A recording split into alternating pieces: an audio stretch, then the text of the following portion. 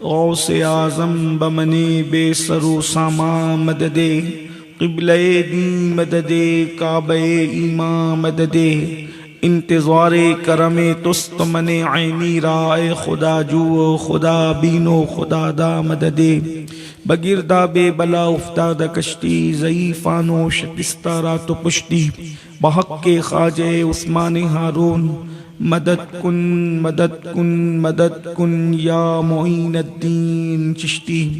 इंतहाई एहतराम व अक़ीदत के साथ अपने और सारी कायनात के मरकज़ अक़ीदत अनीसे बेकसां चारा साज़े दर्दमंदा, हम गरीबों के गमगुसार, हम फ़कीरों की सरवत, शहर यारे इरम ताजदारे हरम नौबहारे शफात, शबे असरा के दूल्हा नौशे बज़्म जन्नत, दानाए सुबुल मौलाए कुल ख़त्मुर रसुल, खुसरवे खूबा सय्याहे लामका वजह कुन फ़का, दुर्रिल्लाहिल मकनून सिर्रिल्लाहिल मखज़ून आलिमे मा काना व मा यकून, आबो गिले अम्बिया जानो दिले अस्फिया, मतले हर सआदत मक्ते हर सियादत, खुलासे कायनात फ़ख्र मौजूदात, हुजूर मदे मुजतबा मुहम्मद मुस्तफ़ा।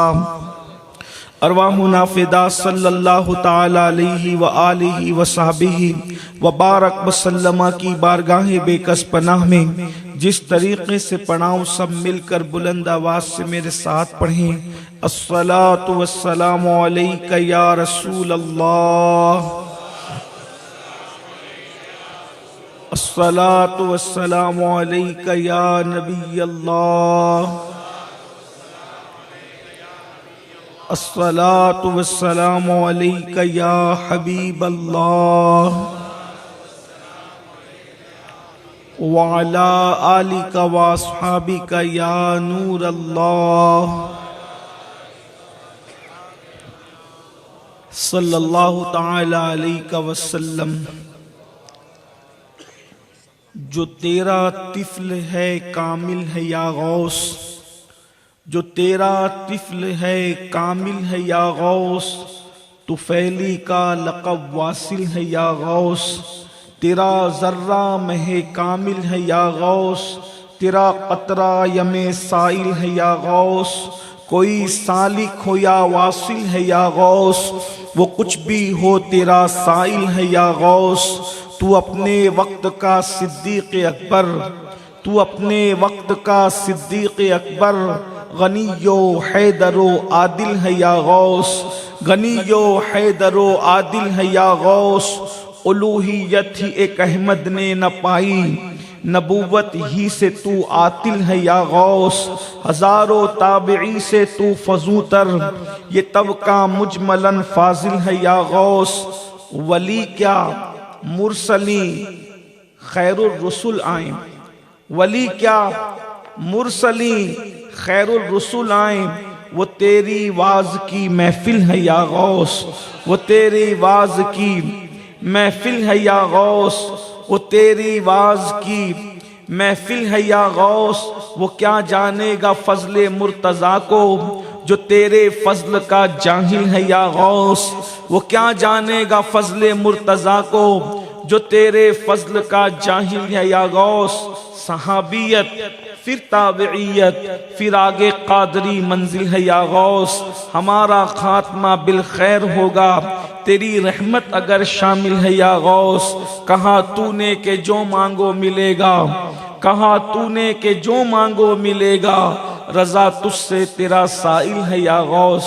आज की ये महफिल कुतुबुल अक़ताब, गौसुल अग़वास, गयासुल कौनैन, गौसुल आलमीन, महबूब सुबहानी, कुतुब रब्बानी, शहबाज लामकानी, किंदील नूरानी, आयातुम मिन आयातिल्लाह, नायब रसूलुल्लाह, सैयदुना व मुर्शिदुना शेख अब्दुल कादिर जिलानी हसनी हुसैनी रदी अल्लाह तबारक व तआला की याद में इनेकाद पजीर है। अहले सुन्नत व जमात का बच्चा बच्चा बचपने से गौस पाक को जानता है। मैं समझता हूँ कि जब हम शऊर की मंजिलों को पहुँचते हैं तब हम अपने घरों में ये तीन नाम जरूर सुनते हैं, एक अल्लाह का, एक रसूलुल्लाह का और एक हुजूर गौसे पाक का।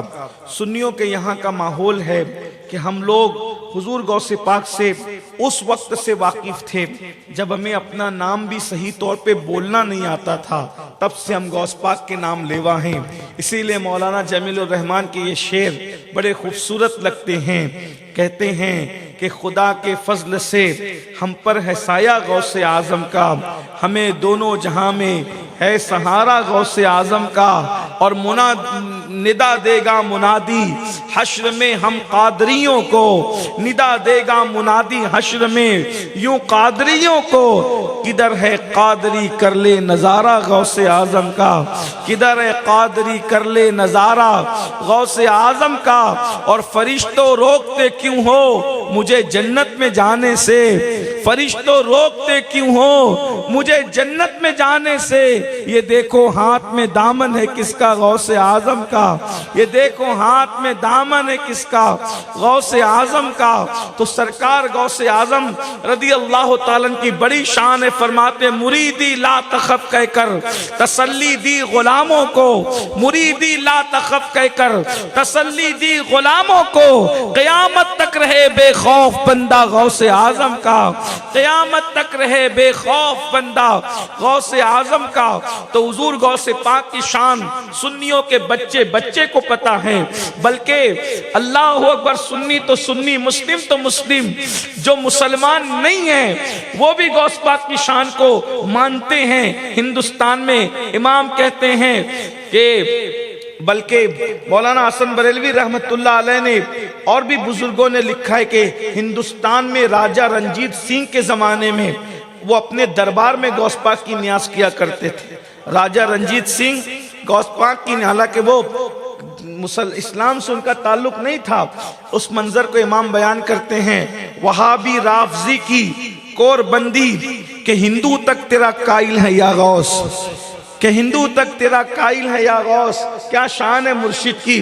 तो बहरहाल हुजूर गौस पाक की बड़ी शान है। जितना वक्त है उतने वक्त में मैं हुजूर गौस पाक की एक शान, एक सिफत उनकी बयान करना चाहता हूँ। खिताबत और वाज ये अल्लाह की बड़ी नेमत है, बड़ा एजाज है। इसीलिए अल्लाह तबारक व तआला ने जितने अंबिया पैदा किए सारे अंबिया खतीब हुए हैं, कोई नबी गैर खतीब नहीं हुआ।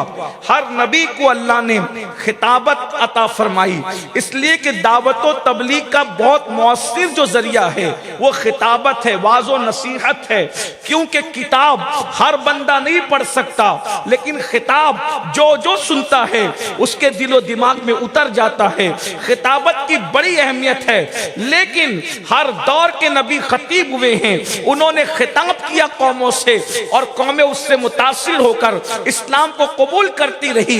लेकिन जब सैयदुल अंबिया का दौर आया, मुस्तफ़ा जान रहमत का दौर आया, तो मुस्तफ़ा जान रहमत फिर वो अल्लाह अकबर, वो तो सैयदुल खुतबा थे अंबिया में भी, अंबिया की कायनात में वो सैयदुल आलमीन भी है, सैयदुल मुरसलीन भी है, वो इमामुल मुरसलीन भी है, वो सैयद कायनात भी है, वो सैयद अरब व अजम भी है, और वो सैयदुल खुतबा भी है। और जब मुस्तफ़ा जान रहमत ने खिताब किया है तो जमाने में इनकलाब आया है। लेकिन हुजूर के खिताब की बरकत ये मिली कि सैयदुना इमाम ज़ैनुल आबिदीन ने दिमश्क की जामा मस्जिद में यजीद को ललकार के कहा था कि यजीद, हमारे होते हुए यानी सैयदों के होते हुए तू दूसरे खतीबों को खड़ा करके सोचता है कि तू अपनी बात को मनवा लेगा। सुन ले, जिस खिताबत पे तेरे खतीब नाश कर रहे हैं, खिताबत हमारे घर की कनीज है, कनीज। इसलिए अल्लाह तबारक व तआला ने जो शरफ हुजूर के खानदान वालों को खिताबत के हवाले से अता किया है, हर दौर में ये उनका अपना विरसा रहा है। क्योंकि ये मौला अली जैसा खतीब दुनिया ने कहाँ देखा, इमाम हसन जैसा खतीब दुनिया ने कहाँ देखा, इमाम हुसैन जैसा खतीब दुनिया ने कहाँ देखा। अल्लाह अकबर। इमाम ज़ैनुल आबिदीन ने तो चंद साल की उम्र में दिमश्क की जामा मस्जिद में वो खुतबा दिया कि अपने तो अपने गैर भी आंसू बहाने पर मजबूर हो गए। और यजीद को ये लगा कि इसके एक खुतबे से मेरा तख्ता ना पलट जाए, हर दौर में नबी के खानदान में खिताबत चलती रही, लेकिन जब गौसे पाक का दौर आया, हुजूर गौसियत माप का दौर आया, तो सरकार गौसे आजम के दौर में खिताबत की बड़ी अहम है। हर दौर में खिताबत की अहमियत थी, लेकिन कुछ अदवार ऐसे होते हैं कि जब अहमियत बहुत ज्यादा हो, जैसे आज भी खिताबत की बड़ी अहमियत। यूट्यूब पर आप देखिए माशाल्लाह, जिस तरीके से बारिश के कतरे बरसते हैं, ऐसे हमारे यहाँ माशाल्लाह यूट्यूब पर खुतबा मौजूद है, हम उनको सुनते हैं, अच्छी बात है, बड़ा शरफ है, अच्छी बात है। बस आपसे गुजारिश इतनी है, चेहरा न देखा करो खतीब का सुनने से पहले, उसके अमामे के पेचो खम न देखा करो, उसके लिबास की खूबसूरती न देखा करो, किसी का भी खिताब सुनने से पहले उसके अकीदे की सच्चाई देखा करो। इसलिए कि कपड़े, अमामे और चेहरे का मेकअप हमें जन्नत में नहीं ले जाएगा, हमें अकीदे का हुस्न जन्नत में ले जाएगा, जिसके बारे में इमाम कहते हैं, तेरे गुलामों का नक्शे कदम है राय खुदा, वो क्या बहक सके जो ये सुराग लेके चले, लहद में इश्क के रुखे शह का दाग लेके चले, अंधेरी रात सुनी थी चिराग लेके चले, और जिना बनेगी मुहिब्बान चार यार की कब्र। किसकी कब्र? हमारी कब्र, इसलिए कि हम मुहिब्बान चार यार हैं। यूं तो हर यार के गुलाम है, लेकिन खुसूसियत के साथ जो रसूलुल्लाह ने चार यारों को इनफिरादियत अता की है, वो हमारा अलामती निशान है।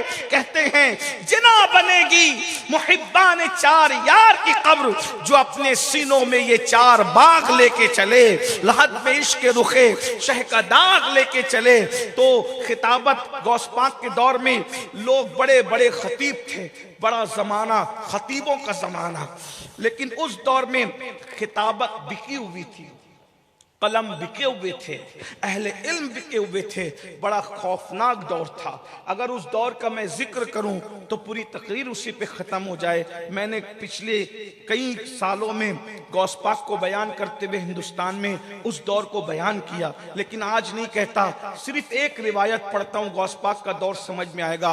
अल्लाह के रसूल सल्लल्लाहु अलैहि वसल्लम फरमाते हैं कि मेरी उम्मत पर 5वीं सदी में एक चक्की चलेगी, अगर उस वक्त दीन सलामती से निकल जाए तो फिर निकल जाए।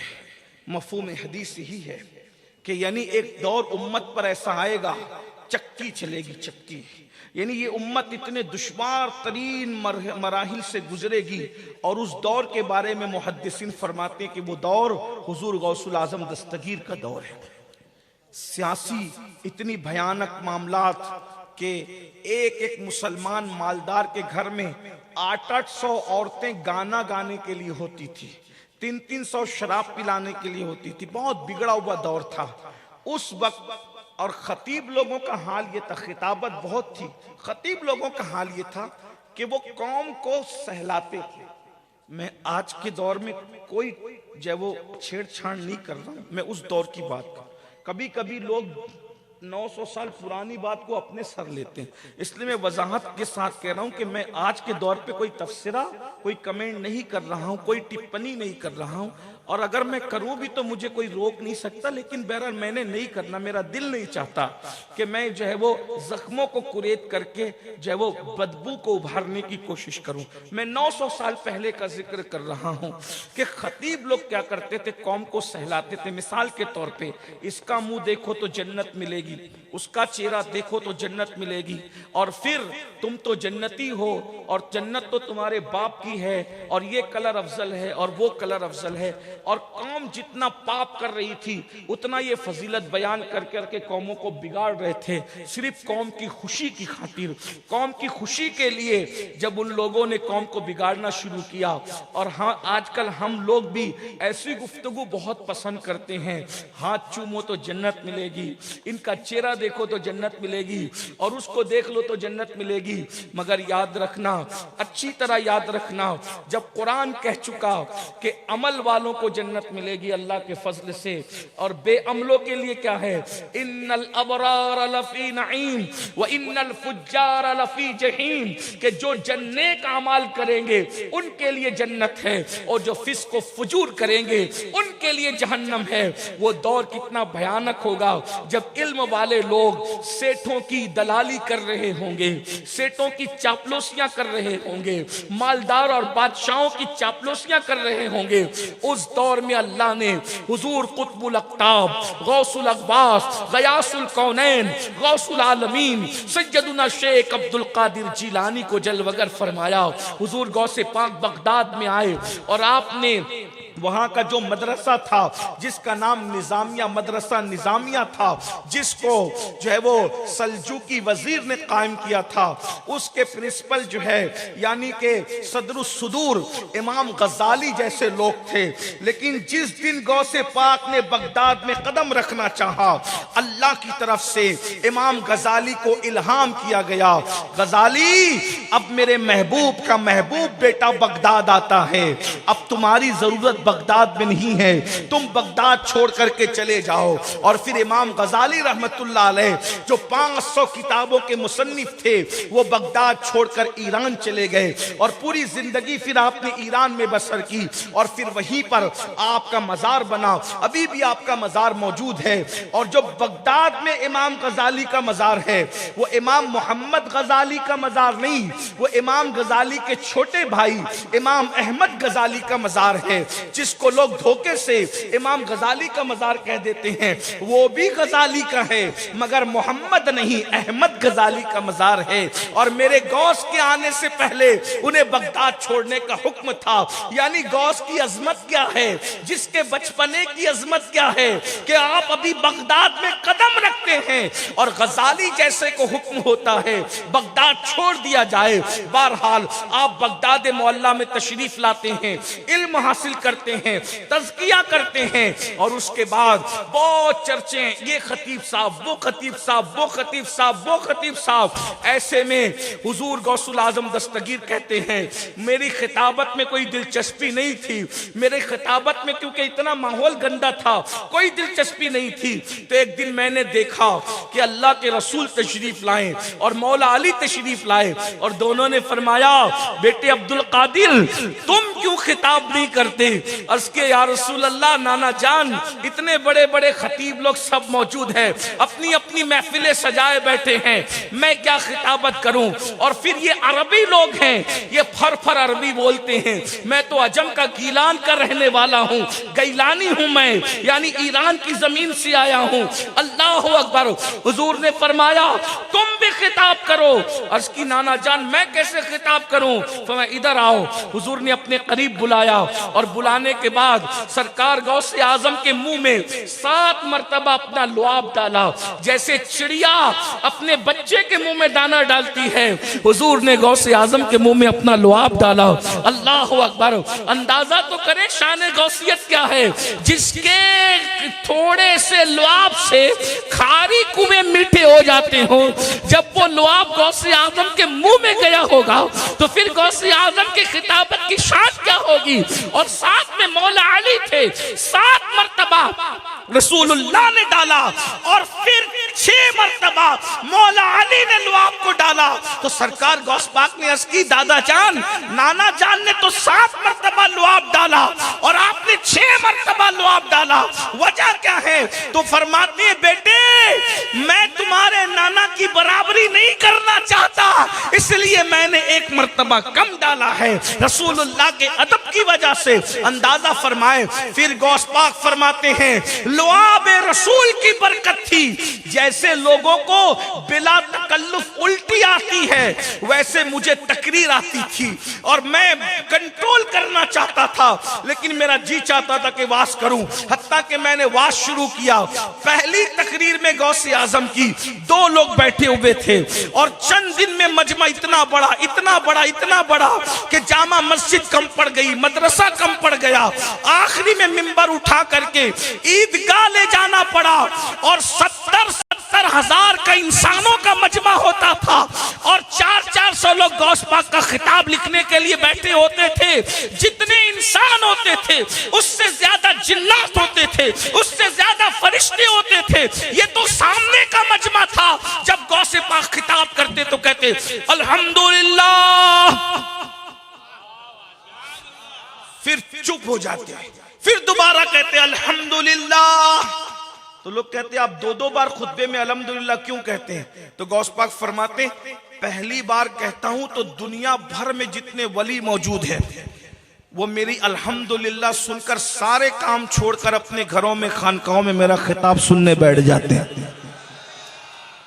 आजकल मुकर्रिर लोग कुछ बहुत फुदकते हैं कि मुझे इंटरनेट पे पूरी दुनिया में देखा जाता है। आज इंटरनेट पर तुझे पूरी दुनिया देखती है। मेरे गौस की शान 900 साल पहले बगदाद में बैठ के खिताब करते थे और पूरी दुनिया के वली मेरे गौस का बयान सुना करते थे। सुभान अल्लाह, क्या शान। मैं अपनी तरफ से नहीं कह रहा, अगर आपको बात समझ में नहीं आती, मैं ये जो बात कह रहा हूं 700 साढ़े 700 साल पुरानी किताब, आजकल की किताब नहीं। हवाला जाके चेक करो, बहजतुल असरार शरीफ, जिसको अल्लामा इमाम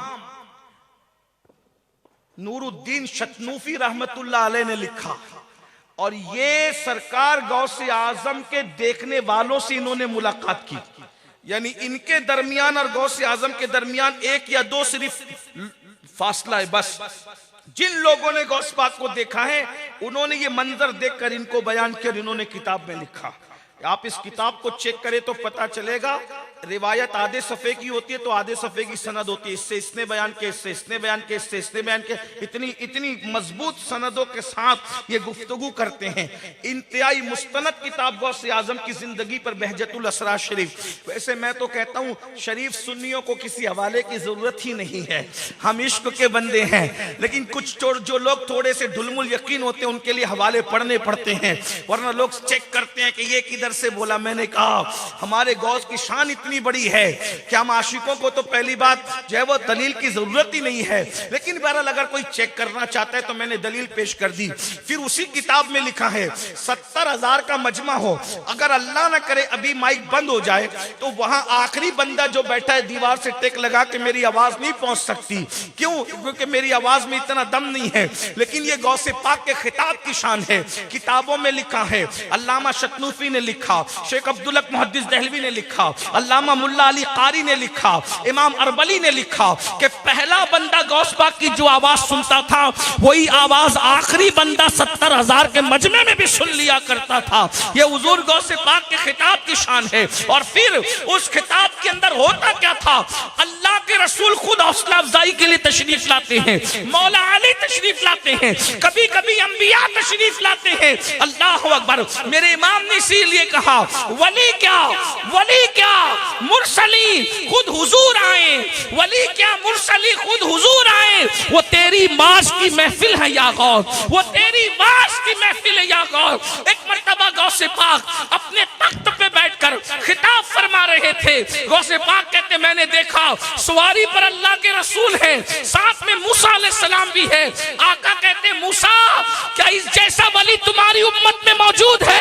खुदा के इज्जत की कसम है कोई ऐसा कि नबी जिस पे नाज कर रहा है ऐसा उम्मती, नाना जिस पे नाज कर रहा है ऐसी औलाद। आका फरमाते हैं मूसा क्या तुम्हारी उम्मत में ऐसा वली है? तो हजरत मूसा कहते नहीं या रसूल अल्लाह, मेरी उम्मत में कोई ऐसा वली नहीं है, बल्कि हम तो ये कहते हैं कि खिज़र अलैहिस्सलाम ने कहा ऐसा वली किसी की उम्मत में पैदा ही नहीं हुआ। ऐसा उम्मती तो उम्मते मुहम्मदिया में भी उनके सिवा पैदा नहीं हुआ। ये शान है गौसिया। गौस पाक कहते किसी को मुझ पे कयास ना करो और मुझे किसी पे कयास ना करो। तो हुजूर गौस पाक की महफिल में 70,000 का मजमा होता। सबकी महफिलें सुनी पड़ गई, गौस पाक की महफिल आबाद हो गई, सबकी छुट्टी हो गई। तो फिर बड़ी बातें भी की लोगों ने। मेरा उन्वान वो नहीं है कि मैं छेड़छाड़ करूं, लेकिन बात आ गई तो एक बात क्या कि अपने असल उन्वान की तरफ आता। जब बहुत जल भून के परेशान हुए, जब जल भून के बहुत परेशान हुए तो फिर कहने लगे उनको क्या आता है? कोई कहता है उनको क्या आता है, उनको क्या आता है? एक पागल है लोग। इतना सुनने के लिए जाते, पागल है। अब्दुल कादिर के पीछे सुनने जाते हैं, और लोग पागल थोड़ी होते हैं, ये तो कर्म की बात है। और गौस पाक कहते हैं लोगों के दिल अल्लाह ने मेरी मुट्ठी में कर दिए हैं, जब चाहता हूं अपने से फेर देता हूं, जब चाहता हूं अपनी तरफ फेर लेता हूं। हाय हाय हाय, क्या शान है। हाँ, एक मर्तबा ऐसा हुआ कि गौस पाक के एक मुरीद जुमा की नमाज पढ़ने गौस पाक के साथ जा रहे थे। ये उन्वान से हटकर बात है, लेकिन बात आ गई तो कहने लगा हूं। क्या शान है मुर्शिद की। रास्ते में कोई गौस पाक को सलाम भी नहीं कर रहा है, कोई पहचान भी नहीं रहा है, ना कोई मुसाफा कर रहा है। गौस पाक तो चले जा रहे हैं। गौस पाक दो आलम से करती है बेगाना दिल को, अजब चीज है लज्जत आशना। जिनको यार का पता मिल जाता है उनसे कोई मिले ना मिले, कोई सलाम करे ना करे, कोई बहरहाल। लेकिन मुरीद को थोड़ा खटखटा हुआ कि क्या लोग मिलते ही नहीं हमसे, सलाम भी कोई नहीं करता। गौस पाक ने मुस्कुराया, बस मुस्कुराया, उसके बाद भीड़ आना शुरू। अब ऐसा मिलते हैं कि इनको धक्का देके उधर बिल्कुल पीछे कर दिया। तो सोचे यार पहले ही अच्छा था कि ये भीड़ नहीं थी तो मैं मुर्शिद के करीब था, ये भीड़ ने धक्का देके इतनी दूर कर दिया। फिर मुर्शिद ने मुस्कुराया, सब भीड़ छट गई, ये फिर करीब आ गए। फरमाया ऐसा न सोचा कर, अल्लाह ने लोगों के दिल मेरी मुट्ठी में कर दिए हैं, जब चाहता हूं अपनी तरफ खींच लेता हूं, जब चाहता हूं लोगों को अपनी तरफ से दूर कर देता हूं। ये गौस पाक है। अगर कोई बंदा गौस पाक को चाहता है तो ये ना समझे कि मैं बहुत बड़ा हूं कि मैं चाह रहा हूं, वो तू नहीं चाह रहा है, वो तुझे चाह रहे हैं तो तू उनको चाह रहा है। और अगर कोई ये सोचता है कि हमें तो कोई ताल्लुक नहीं गौस पाक से, हमने कहा वो तेरा भी मामला नहीं है। यार ने तुझे नहीं चाहा इसलिए तेरे दिल में चाहत नहीं, और उन्होंने तुझे चाहा। बल्कि मुर्शिद तो यहां तक कहते हैं जब तक मैं नहीं चाहता किसी की जबान पे मेरा नाम नहीं आता, यानी नाम भी आता है तो पहले यार चाहता है उसके बाद नाम आता है। आप वलियों को समझते क्या हो? अरे जिनको अभी तक कलमे की तमीज नहीं आई, जिन्होंने गुस्ल और वुजू के फराइज और वाजिबात पे नजर नहीं की, वो रूहानियत की दुनिया की हैसियत को क्या समझेंगे। बहरहाल अल्लाहु अकबर। तो अर्ज ये कर रहा था, सरकार गौसे पाक के बारे में बातें बहुत हुई, तो बोले भाई चलो अब इनको आता कि नहीं आता, इम्तिहान लेते, इम्तिहान ले लो। गौस पाक का इम्तिहान, तो क्या कौन लेगा इम्तिहान? तो कहा बगदाद के 100 बड़े बड़े उलमा तैयार करो, और 100 के 100 जाकर मुश्किल से मुश्किल सवाल हर आलिम अपने तौर पे जितना मुश्किल हो वो सवाल, 100 लोग बैठेंगे और पूरे मजमे में 100 लोग सवाल करेंगे। सब आके बैठ गए, सरकार गौस पाक आके बैठ गए, आंखें बंद की, और गौस पाक के सीने से एक रोशनी निकली और उन सब पे पड़ी। फिर गौस पाक ने आंखें खोली, सबको देखा। अब लोग इंतजार कर रहे हैं, ये अभी पूछेंगे, अभी पूछेंगे, अल्लामा साहब अभी पूछेंगे, अभी पूछेंगे हजरत साहब। कोई पूछने तैयार ही नहीं। तो गौस पाक कहते हैं पूछो, क्या पूछते हो? पूछो, पूछने आए थे ना, सवाल करो। मेरी अपनी मालूमात में 3 लोगों को हम देखते हैं जिन्होंने मिंबर पे बैठ के कहा जो पूछो मैं तुम्हें सब बता दूंगा।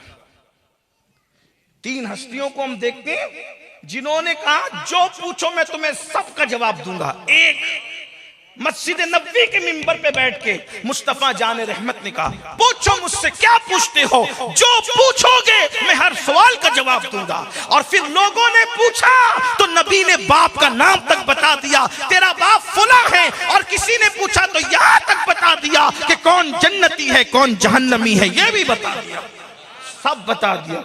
दूसरा, कूफा की जामा मस्जिद के मिंबर पे बैठकर सरकार मौला मुश्किल कुशा हैदर कर्रार फातह खैबर इमामुल मशारिकी वल मगारिब हल्लाल मुश्किलात वन नवाइब अखी रसूल व ज़ौजुल बतूल इमामुल औलिया खातिमुल औलिया सैयदुल विलायत सैयदुल अरब सैयदना अली इब्न अबू तालिब कहते हैं पूछने वालों मुझसे जो चाहो पूछो मैं तुम्हारे हर सवाल का जवाब दूंगा। तीसरे, बगदाद के मिंबर पे बैठ के गौस पाक मेरे मुर्शिद ने कहा पूछो जो पूछोगे पूछो मैं तुम्हें जवाब दूंगा। ये शान है नबी के घर वालों की। बहरहाल वो आए थे सब पूछने और मुश्किल सवाल लेकर इम्तिहान लेने। गौस पाक ने कहा पूछो। पूछो क्या पूछते, पूछो। कोई पूछता ही नहीं कुछ। अब मेरे मुर्शिद जब कह चुके कि पूछो, जब नहीं पूछते, मजमा हैरान है कि ये तो आए थे पूछने के लिए प्लान के साथ। फिर गौस पाक ने फरमाया, नहीं पूछते तुम, अब मैं तुमको खुद बताता हूं कि तुम्हारा सवाल क्या है, और जवाब भी मैं ही बताता हूं। सवाल भी मैं बताता हूं, जवाब भी मैं बताता हूं। यानी वो तो दिमाग में ये लेकर आए थे खब्त के इतना मुश्किल सवाल करेंगे कि जवाब ही नहीं दे पाएंगे। और गौस पाक मुर्शिद को अल्लाह ने ये शान अता की कि सवाल भी बता रहे हैं, जवाब भी बता रहे हैं। तब उनको याद आया कि अरे हम ये पूछने आए थे। तो गौस पाक ने फिर फरमाया, जाओ ऐसी बेअदबी नहीं करना आज के बाद। और फिर आपके सीने से नूर निकला और उन सबको फिर कहा, जाओ रुखसत हो जाओ, आइंदा बेअदबी नहीं करना। और लोगों ने पकड़ के पूछा, बड़े डींगे मारते थे आप तो, आपने कुछ सवाल नहीं किया, कुछ पूछा नहीं। उन्होंने कहा, क्या पूछते। जैसे उनके सामने गए, जिंदगी में जितना पढ़ा था सब भूल गए। और सवाल क्या याद रहता, जिंदगी का सब पढ़ा लिखा भूल गए। उन्होंने एक नजर क्या देखी, सब भुला दिया। और उसके बाद हमें खुद खबर न रही कि हम आए क्यों थे। फिर उन्होंने सवाल भी बताया और जवाब भी बताया, लेकिन जब मुस्कुरा के देखा, जब गजब से देखा तो सब पड़ा हुआ भुला दिया, और जब मुस्कुरा के देखा तो सब भुला हुआ याद भी करा दिया। ये सरकार को तकबीर, नारे रिसालत, जश्ने गौसे आजम। तो गौस पाक की बड़ी शान है। तो गौस पाक के लेकिन मगर अब जो उन्वान मेरा असल है वो ये कि सरकार गौसे पाक ऐसे खतीब थे, 70 खिजर अलैहिस्सलाम आते, और खिजर अलैहिस्सलाम लोगों से कहते थे, अगर दुनिया और आखिरत की कामयाबी चाहते हो तो एक मर्तबा गौस पाक की महफिल में जरूर जाना, गौस पाक की महफिल में शिरकत जरूर करना। अब गौस पाक, अब मैं आपको खिजर अलैहिस्सलाम की सुन्नत पे अमल करते हुए कहूं, अल्लाह अगर तुम्हें जिंदगी में मौका दे तो एक मर्तबा बगदाद शरीफ जरूर जाना, सरकार की बारगाह में हाजिरी जरूर लगाना, इसलिए कि उसकी बरकत ही अलग है, उसके इनामात ही अलग है, उसकी बरकत ही अलग है, उसके इनामात ही अलग है। इंशाअल्लाह तबारक व तआला सरकार गौसियत माब रदी अल्लाह तबारक व तआला की शान ये है कि सरकार गौसे आजम की चौखट पर जब अब्दाल और अख्ताब जाते हैं तो गौसे पाक के मजार की, बल्कि घर की, उस वक्त तो घर था, उनके घर की चौखट को चूमा करते थे। और उनकी चौखट पर झाड़ू लगाने वालों को खुदा ने मकामे विलायत अता फरमाया, मकामे अब्दालियत अता फरमाया, मकामे कुतुबियत अता फरमाया। ये शान हुजूर गौसियत माब रज़ी अल्लाह तबारक व तआला अन्हु की है। लेकिन अब मैं अपने उन्वान की तरफ आता हूँ। खिताब तो वो करते थे, वाश तो वो करते थे, लेकिन उन्होंने मुकम्मल पूरा नक्शा खिताब का बदल दिया। औरों के खिताब के बारे में मैं कह चुका 900 साल पहले कि वो फलसफा बयान करते थे, वो अलग अलग मामलात में कौम को उलझाते थे, वो कौम को गाफिल करते थे। लेकिन गौसे आजम ने बिल्कुल अंदाज चेंज किया। गौस पाक का टॉपिक था कुरान और हदीस, कुरान और सुन्नत, और कौम जिस जिस मामले में गाफिल थी हुजूर गौसे पाक ने गफलत से निकाला। गौस पाक के उन्वानात अल फतहुर रब्बानी में देख लीजिए, जिलाउल खातिर में देख लीजिए। अब गौस पाक का खास उन्वान जो था वो नौजवान थे। जिस जिस उन्वान पर नौजवान जो है गुमराह हो रहे थे, गौस पाक ने कुरान और सुन्नत से उनको बुलाया। और आप जानते हैं वो कौम जो 800 औरतें गाने के लिए और 300 औरतें शराब पिलाने के लिए रखती थी, उनकी जिंदगी को तब्दील कर दिया। कोई महफिल ऐसी न थी जिसमें लोग तौबा न करते हों, हजारों लोग तौबा करते थे। गैर मुस्लिम आते मुसलमान होते, ईसाई आते मुसलमान होते, यहूदी आते मुसलमान होते। आपकी मालूमात के लिए बता दूं, सलाहुद्दीन अय्यूबी का अब्बा मुसलमान हुआ है हुजूर गौसे पाक के हाथ पर। उन्वान ने ये नहीं है, मेरे उन्वान में नहीं है, लेकिन बहरहाल उन्वान गौस पाक है। फिर मैं आपको मालूमात के लिए बता दूं, सुन लीजिए उसको भी। एक मर्तबा एक ईसाई राहिब आया और आने के बाद हुजूर गौसियत माब से कहने लगा कि मैं दुनिया के मुख्तलिफ ममालिक घुमा हूं, तुम्हारे नबी की इस हदीस को पूछने के लिए। कहा कौन सी हदीस है? कहा तुम्हारे नबी ने फरमाया मेरी उम्मत के उलमा बनी इसराइल के अंबिया की मिस्ल है। यहां उलमा से मुराद उलमाए रब्बानियीन है। और इमाम गजाली की तहकीक के मुताबिक उलमा से मुराद औलिया अल्लाह है, इसलिए कि हर वली आलिम है। हर वली, किसी वली को अल्लाह तबारक व ताला किताबों से इल्म देता है और किसी वली को अल्लाह किसी की निगाहों से इल्म देता है। लेकिन इल्म वली के पास जरूर होता है, कोई वली बेइल्म नहीं होता। बल्कि एक बात बताऊं, सैकड़ों महीने पढ़ने वाले पीछे रहते हैं, वली लोग इल्म में आगे रहते हैं। ये बहुत तवील दास्तान है, एक लंबी तारीख है अल्लाह वालों की। इनको जाहिल मत समझना, इनको जाहिल न कहना, इसलिए कि किसी की निगाहों से। बल्कि हजरत इमाम अबुल हसन खिरकानी, जिनकी दुआ से एक बहुत बड़ा मुल्क फतेह हुआ है ना, वो पता है कैसे आलिम बने? हजरत बायजीद बुस्तामी के मजार पर गए, फातिहा पढ़ के बाहर आए, फातिहा पढ़ के बायजीद की चौखट से घर जाने तक अल्लाह ने उनको हाफिज कुरान भी बना दिया, आलिम दीन भी बना दिया। और इतना बड़ा आलिम दीन बनाया कि उलमा उनसे हदीस की तहकीक करने के लिए आया करते थे। पूरी जिंदगी की भी किसी मदरसे का मुंह नहीं देखा, लेकिन इल्म वहां तक पहुंचा। बहरहाल तूने पी किताबों से, वो लोग ये कहते तूने पी किताबों से, हमने पी निगाहों से। फर्क है बहुत वाइज तेरे मेरे पीने में। तो अर्ज कर रहा था, क्या अर्ज कर रहा था? हुजूर गौसियत माब कुतब रब्बानी महबूब सुबहानी रदी अल्लाह तबारक व तआला का जिक्र हो रहा था। और उसी जिक्र के दरमियान शहजादे गौस पाक भी आ गए। हम उनका भी इस्तकबाल करते हैं, हमारे बड़े भाई हज़रत पीर सैयद यासीन बापू का। अल्लाह तबारक व तआला इन बुजुर्गों का, सारे सादात का साया हम पे दराज से दराज तर फरमाए। दुरूद शरीफ पढ़े एक मरतबा। अल्लाहुम्मा सल्लि व सल्लिम वज़ीद व बारिक अला सय्यदिना व मौलाना मुहम्मदिन मादिनिल जूदी वल करम। आशिकों की तरह दुरूद पढ़ने, ऐसे नहीं पढ़े, दुरूद आशिकों की तरह पढ़े। अल्लाहुम्मा सल्लि अला सय्यदिना व मौलाना मुहम्मदिन मादिनिल जूदी वल करम वालिहिल किराम व इब्निहिल करीम व उम्मतिहिल करीमा या अकरमल अकरमीन व बारिक व सल्लिम सलातन व सलामन अलैका या सय्यदी या रसूल अल्लाह। ताक़त पूरा कर ले, एक बार फिर दुरूद शरीफ पढ़े। अल्लाहुम्मा सल्लि अला सय्यदिना व मौलाना मुहम्मदिन मादिनिल जूदी वल करम वालिहिल किराम व इब्निहिल करीम व उम्मतिहिल करीमा या अकरमल अकरमीन व बारिक व सल्लिम सलातन व सलामन अलैका या सय्यदी या रसूल अल्लाह। सलातु व सलामन अलैका या सय्यदी या जद्दल हसन वल हुसैन। तो सरकार गौसे पाक रदी अल्लाह तआला ने खिताबत का अलग अंदाज इख्तियार फरमाया। जिसकी कौम को जरूरत थी कुरान और सुन्नत के ऐन मुताबिक लोगों की तवज्जो को उस उन्वान की तरफ माइल किया। और लोग अल्लाह अकबर, गौस पाक के दौर में इनकलाब कैसा आया, आपने इल्मी दलाइल के जरिए से भी समझाया और करामतों के जरिए से भी। तो पूछने वाले ने पूछा कि अब्दुल कादिर गैलानी, मैं आया हूँ बहुत बड़े बड़े लोगों से पूछ के कि बनी इसराइल के अंबिया की मिस्ल इस उम्मत के उलमा है, उलमाए रब्बानी में बोल चुका, आप समझ गए होंगे। तो कि ये तो इसमें तो हमारे ईसा बनी इसराइल के अंबिया में से हैं, तो कौन है ईसा की तरह, ईसा की मिस्ल कौन है? तर यहाँ से जो है वो यानी कि मुकम्मल मिस्ल की बात नहीं, लेकिन बहरहाल उसने जो बात भी कही, ये रिवायत मौजूद है। गौस पाक ने फरमाया कि मैं कोई नबी नहीं और मैं कोई बड़ा आदमी नहीं, मैं मोहम्मदुर रसूलुल्लाह के गुलामों में एक अदना गुलाम हूँ। लेकिन तुम्हें प्रॉब्लम क्या है, मसला क्या है वो बताओ। वो कि ईसा तो मुर्दे जिंदा करते थे, तो तुम में से कौन आलिम है जो मुर्दा जिंदा करे?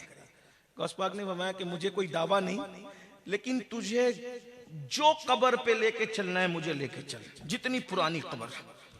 और फिर देख, वो पुरानी कब्र पे ले गया, इतनी पुरानी कब्र जो दानियाल अलैहिस्सलाम के जमाने की कब्र थी, पुरानी कब्र। गौस पाक भाई, तो कहता मेरा तो जी नहीं भरता। कभी लोग मेरे पास ऐसे बैठे जो कादरी दीवाने हों, फिर मुझसे पूछे तो मैं बताऊं, सकानिल हुब्ब का सासिल विसाली फकुल्तु ली खमरती नहवी तआली। और आसी गाजी पूरी मर, क्या पूछते क्या हो शे जिला के फजाइल आसी, पूछते क्या हो शे जिला के फजाइल आसी, हर फजीलत के वो जामे हैं नबुव्वत के सिवा।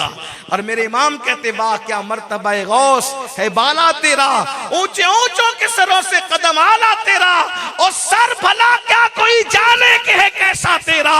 औलिया मलते हैं आंखें वो है तलवा तेरा, जिसके तलवे से वली आंखें मलते हो, उसके सर का आलम क्या होगा?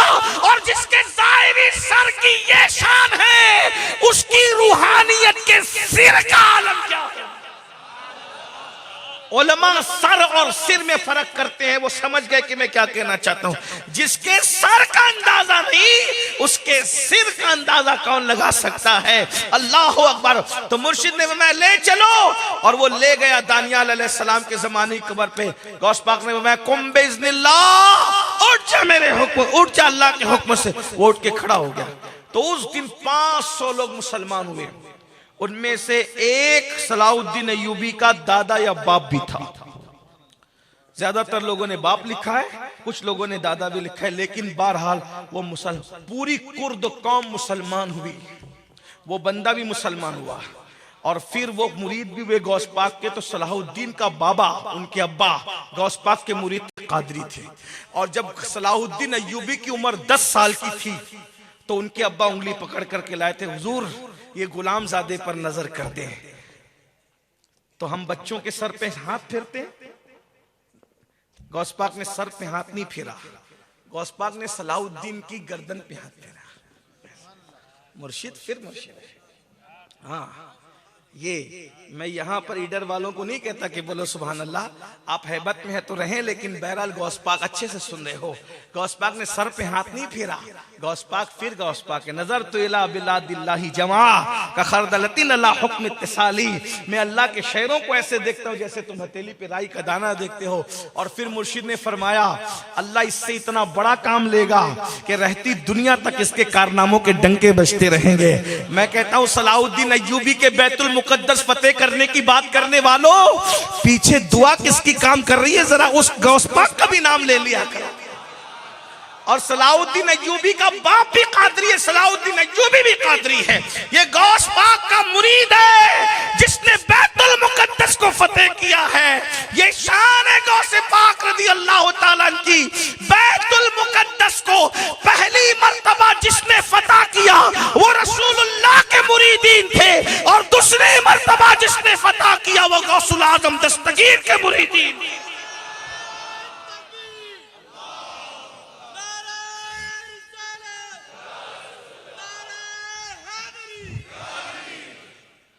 तो हुजूर गौस पाक रज़ी अल्लाह ताला ने फिर, इसीलिए सलाहुद्दीन अय्यूबी जब आखिरी मर्तबा बिस्तर पे थे, बहुत लंबी दास्तान है सलाहुद्दीन की, तो किसने कहा सलाहुद्दीन तुम इतनी जंगों में दुश्मनों में घुस जाते थे, इधर तीर लगा, इधर तीर लगा, इधर तीर लगा, मगर तुम्हारी गर्दन कभी न कटी।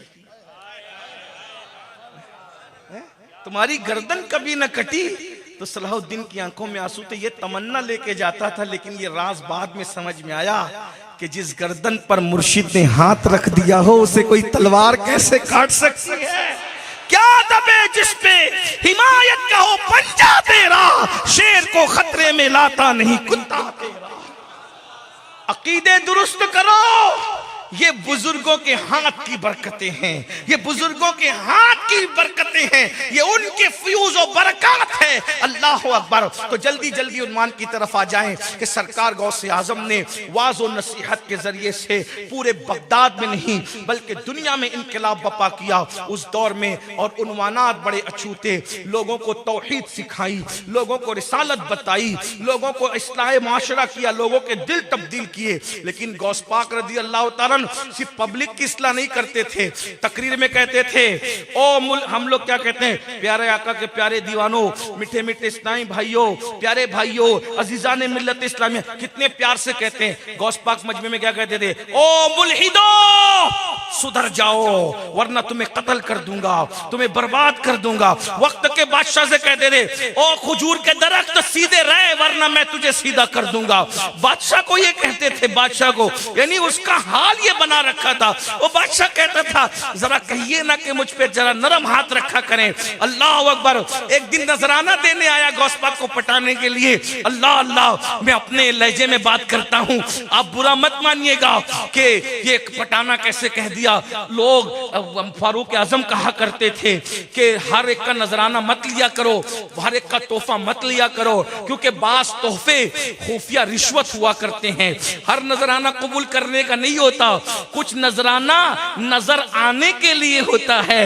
हाँ, इसलिए तो बहुत सोच समझ के गौस पाक के पास बादशाह नजराना लेकर आया। गौस पाक ने फरमाया, मैं तेरी जन्नत चाहता हूं, तू मेरी जहन्नम चाहता है, ले जा तेरा नजराना, मैं कबूल नहीं करता। क्योंकि गौस पाक इतने मालदार थे, उस जमाने में गौस पाक का कारोबार कई मुल्कों में फैला हुआ था। यानी आप गौस पाक को समझते क्या हो? गौस पाक का नाम सुन करके आप ये समझते हो कि कब्रिस्तान में बैठने वाला कोई वली था, ये मज़ारों पे बैठने वाला कोई वली था? नहीं, ये वो वली था, अल्लाह अकबर, जिसने मदरसा पढ़ाया है और 1 लाख से ज्यादा उलमा और मुहद्दिसीन उम्मत को अता फरमाए हैं। ये वो वली था जिसमें सलाउद्दीन अय्यूबी की फौज में 40% से ज्यादा सरकार गौसे आजम के मुरीद और खुलफा थे जो बैतुल मुकद्दस को फतेह करने जा रहे थे। यानी दीन बचाने के लिए भी गौस पाक ने 1 लाख से ज्यादा उलमा दिए और दीन की हिफाजत के लिए अल्लाह अकबर लाखों मुजाहिदीन सरकार गौसे आजम ने उम्मत को अता फरमाए। सरकार गौस पाक के मदरसे में हर साल जो बच्चे फारिग होते थे उनकी तादाद कभी 10,000, कभी 20,000, कभी 25,000 तक फैलती। जिसके मदरसे से फारिगीन इतने होते होंगे उसमें पढ़ते कितने होंगे। और गौस पाक उस मदरसे को अपने खर्चे से चलाया करते थे। ये सरकार गौस पाक, आपका तो मेयार ही बदला है ना कि जो 6 उंगलियों में अंगूठी पहना होगा वही वली होगा। आपने इल्म वालों को वली माना कब? आपने सच्चे अल्लाह वालों, आप तो चरस पीने वाले, गांजा पीने वाले, भंग खाने वाले, शरीयत के खिलाफ उल्टी सुल्टी बात करने वालों को बाबा और वली कहते हो। कोई भंग खाने वाला, शराब पीने वाला, कोई चरस पीने वाला सच्चा मुसलमान और मोमिन नहीं हो सकता, वो वली कैसे हो? विलायत को आपने समझा क्या है? तो सरकार गौस पाक की अपनी मेहनतें हैं। सरकार गौस पाक वो बादशाह कहते हैं, ले जा तेरा नजराना, मैं नहीं लेता। उसने कहा सरकार ले लो। अब गौस पाक को जलाला है। गौस पाक हसनी भी थे और हुसैनी भी थे। जब हसनी रंग होता था तो बड़ा प्यार, और जब हुसैनी रंग छाता था तो फिर हुसैनियत। ऐसा चेहरा सुर्ख होता था गुस्से में, अल्लाह अकबर। उठाया उसकी थैलियां और उठा करके जोर से निचोड़ा, यदुल्लाही कुव्वत के साथ, कुव्वते हैदरी के साथ। जब निचोड़ा तो थैलियों से खून टपक रहा था। बादशाह थर थर कांप रहा था। लोगों का खून चूस कर लोगों की कमाई मेरे पास लाता है। अगर निस्बते रसूल का ख्याल ना होता तो इतना निचोड़ता कि तेरे महल को इस खून के अंदर डुबो देता। लोगों का खून चूस के मेरे पास माल लाते हो, हराम माल, और मुझे पेश करते हो नजराने के तौर पे, ले जाओ। उसके बाद बादशाह ने कभी जुर्रत नहीं की सरकार गौसे आजम को नजराना पेश करने की। उन्वान था गौस पाक का, किताबुल्लाह सुन्नत रसूल। लोगों को बताया सरकार गौस पाक शराब से रोकते थे, जिना से रोकते थे, इबादत की तरफ लोगों की तवज्जो दिलाते थे। आज ये टॉपिक शायद हमारी कौम के लिए दिलचस्पी का बाइस ही नहीं है, इसलिए कि हम ये चाहते हैं औरों की तरह कि हम भी हाथ चूम के जन्नत पाए। साहबा ने जिसके हाथ चूमे थे उसको कुरान ने कहा था यदुल्लाह, है ना, मगर उसके बावजूद भी उनकी जिंदगी में अमल था। आज हम गौस पाक के मुरीद हो गए, मौलाना जन्नती हो गए। इतना सस्ता है गौस पाक का मुरीद होना। गौस पाक फरमाते हैं बेनमाजी मरे तो उसे मुसलमान के कब्रिस्तान में दफन मत करो। जो बेनमाजी को मुसलमान के कब्रिस्तान में कबूल नहीं करता वो बेनमाजी को अपने सिलसिले में कैसे कबूल करे।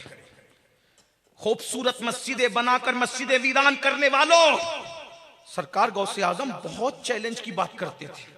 सरकार गौसे आजम रदी अल्लाह तआला खिताबात में बहुत कड़क लहजे में खिताब करते थे। कहते थे मेरा खून मुझे मजबूर करता है, जिस माहौल में मैं पला हूं मैं किसी की रियायत नहीं करता। और जब आप खिताब करते थे लोग कपड़े फाड़ लेते थे। सरकार गौसे आजम के खिताब को सुन के लोगों की चीखें बुलंद होती थी। गौसे आजम का खिताब सुन के अगर गौस पाक के खुतबात की लज्जत लेना है तो उनके खिताबात पढ़ो, किताबों में लिखे। अल फतहुर रब्बानी को पढ़ो, जिलाउल खातिर को पढ़ो, दिमाग जो है वो घूमने लगेगा, चकराने लगेगा। कैसी कैसी बात गौसे पाक ने फरमाई। अब उसमें से कुछ बातें मैं आपके सामने रखता हूँ, 2-3 खिताबात की कुछ झलकियां रखता हूँ, अंदाजा हो जाएगा। कुछ तशरीह में मैं अपनी बात भी बीच बीच में रखूंगा। सरकार गौस पाक फरमाते हैं, ऐ नौजवानों हसद से बचो, हसद से। अब ये गौस पाक का खिताब है, कहते हैं हसद से बचो, इसलिए कि जो हसद करता है वो अल्लाह का दुश्मन है, अल्लाह का दुश्मन। हसद करने वाला अल्लाह पे एतराज करता है, हसद करने वाला अल्लाह, तवज्जो करे गौस पाक क्या कह रहे, कहते हैं हसद करने वाला अल्लाह का दुश्मन है, क्योंकि अल्लाह किसी को दे रहा है और तुम जो है वो जल रहे हो, तुम हसद कर रहे हो, गोया कि तुम अल्लाह पे एतराज कर रहे हो। फरमाते हैं हसद की वजह से नेकियां ऐसे खत्म होती है जैसे आग सूखी लकड़ियों को खा जाती है, वैसे हसद जो है इंसान की नेकियों को खा जाता है।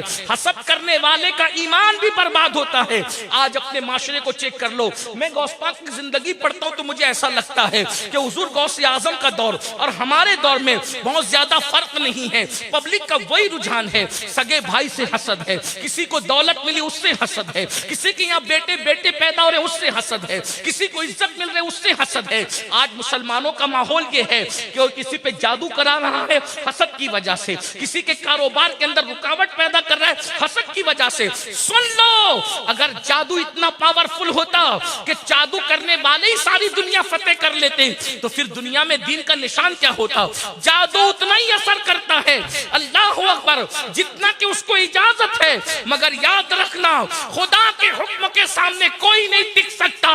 अमरे रब्बी है, इसलिए तुम किसी का बिगाड़ करोगे तो तुम्हारा बिगाड़ होगा। रसूलुल्लाह फरमाते हैं सल्लल्लाहु अलैहि वसल्लम, अल बिर ला यबला व ज़म्ब ला युनसा व तय्यान ला यमूत, एमल मा शि'ता कमा तदीनु तुदान। नेकी कभी पुरानी नहीं हो सकती, गुनाह कभी भुलाया नहीं जा सकता, और जो अज्र देने वाला है, सिला देने वाला है, बदला देने वाला है, उस खुदा को कभी मौत नहीं आ सकती।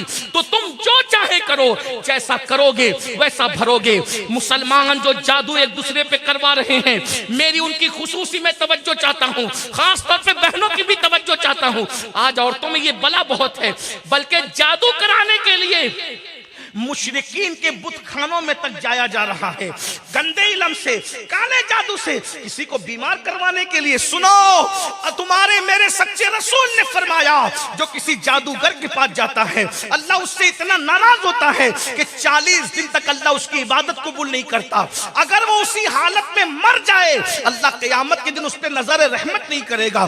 आज देखो तो सही, देवरानी जिठानी पे करा रही है, जिठानी देवरानी पे करा रही है, खाला भांजों पे करा रही है, भांजिया खालाओं पे करा रही है। ये सारे हालात है। और मैं बस इतनी बात कह दूं उन्वान के तहत और आगे बढ़ूं, अगर तुम किसी पे जादू करोगे और उसको बीमार करने की कोशिश करोगे, उसको तड़पाओगे, तो तुम उसको अपनी ताकत के मुताबिक तड़पाओगे, मगर अल्लाह तुम्हें अपनी शान के मुताबिक तड़पाएगा।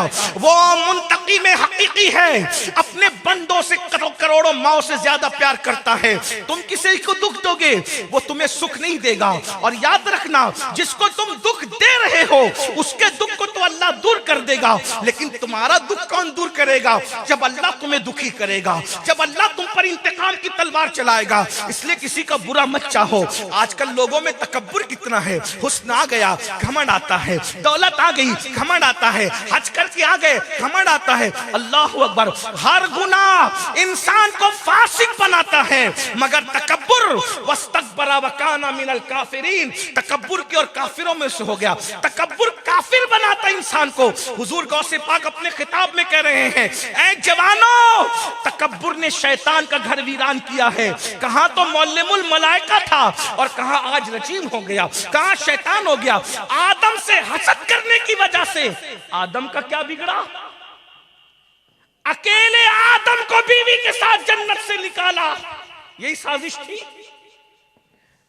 दो लोगों को साजिश करके जन्नत से निकाला, दो निकले, मगर बिगड़ा क्या आदम का?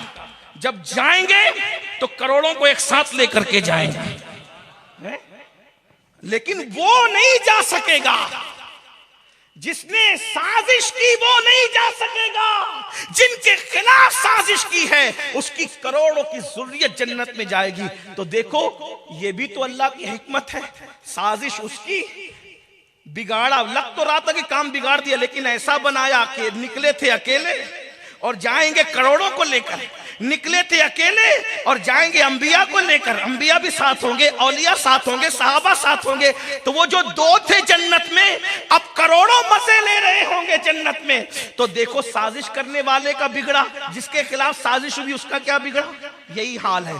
शैतान का घर वीरान हुआ, आदम का घर कहां वीरान हुआ। आदम आए तो अकेले थे और जब जन्नत की तरफ गए तो हजारों को छोड़ के गए। हम किसके हैं? आदम ही के तो बेटे हैं। ये सारे घर किसके? आदम के हैं। आदम को बेटों के हैं। डंके किसके बज रहे हैं? आदम के बज रहे हैं। अल्लाह अकबर। अरे हर इंसान को आदमी क्यों कहते हैं? क्योंकि वो आदम से पैदा हो। हम मुसलमान है भाई, हमारा नजरिया ये थोड़ी है कि इंसान पहले बंदर था, बंदर से इंसान बना। वो और बंदरी होंगे जो इंसान बने बंदर से। हमारा बाप आदम था, हम आदमी हैं। हमारा बाप इतना खूबसूरत था कि फरिश्ते देख करके हैरत करते थे कि इतना खूबसूरत भी कोई हो सकता है। अल्लाह अकबर। तो याद रखना, तकब्बुर नहीं करना, घमंड मत करना, इसलिए कि तकब्बुर करने वालों का ईमान छीन लिया जाए।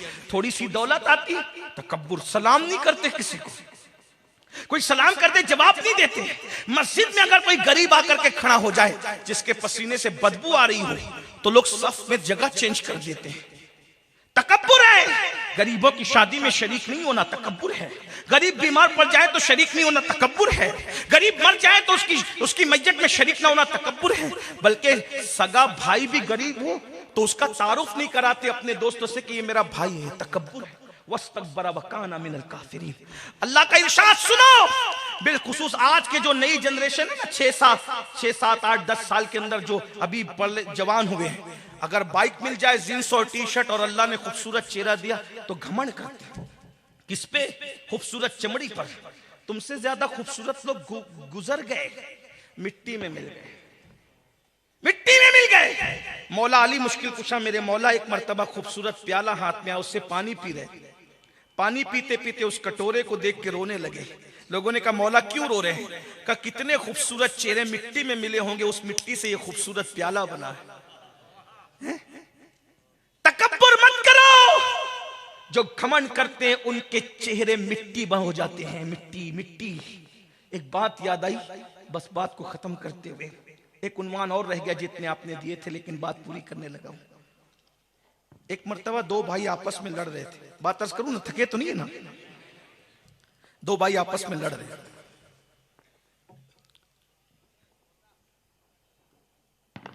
ये मेरी जमीन, ये मेरी जमीन, ये मेरी जमीन, मेरी लड़ रहे थे। ऐसे में टूटा हुआ प्याला वहां पड़ा था। टूटे प्याले से आवाज आई, जमीन पे लड़ने वालों मेरी सुन लो। अब टूटे प्याले से जब आवाज आएगी कि मेरी सुन लो तो हालत क्या होगी ना। तो वो दोनों भाई सब छोड़ के भूल गए, उधर मुतवज्जे का फुला बादशाह का नाम सुना है? कहां सुना है? कहा वो तो चंद 100 साल पहले, वो तो बहुत बड़ा बादशाह था। नहीं, ये हुकूमत उसी की तो थी। कहा वही मैं हूं। प्याले से आवाज आई, वही मैं हूं। अरे प्याला कैसे बोल रहा है कि वो बादशाह में हूं? तो कहा ये दास्तान क्या है? कहा अल्लाह ने मुझे बहुत हुकूमत दी थी, दौलत दी थी, खुदा को भूल के अकड़ने लगा था, घमंड करने लगा, है ना। कपड़े कीमती पहनो, मना नहीं है। इस्लाम जितना एंजॉय की इजाजत देता है ना, कोई मजहब नहीं देता। आप ये मत समझना कि मैं ये कहने आया कि कपड़े अच्छे ना पहनो। हम दकियानुसी ख्याल के लोग है भी नहीं, और हमारी तसव्वुफ कादरियत है। हमारे रूखे सूखे की कोई गुंजाइश नहीं।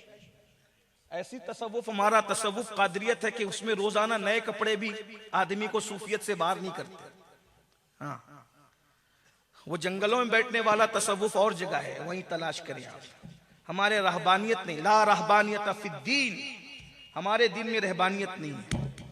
हमारा गौस मुर्गा खाता, हमारा मुर्शिद रोजाना नए कपड़े पहनता है। और मुर्गा खाने से कुछ तसव्वुफ में फर्क नहीं आता। हमारा तसव्वुफ कादरियत है। क्या है तसव्वुफ?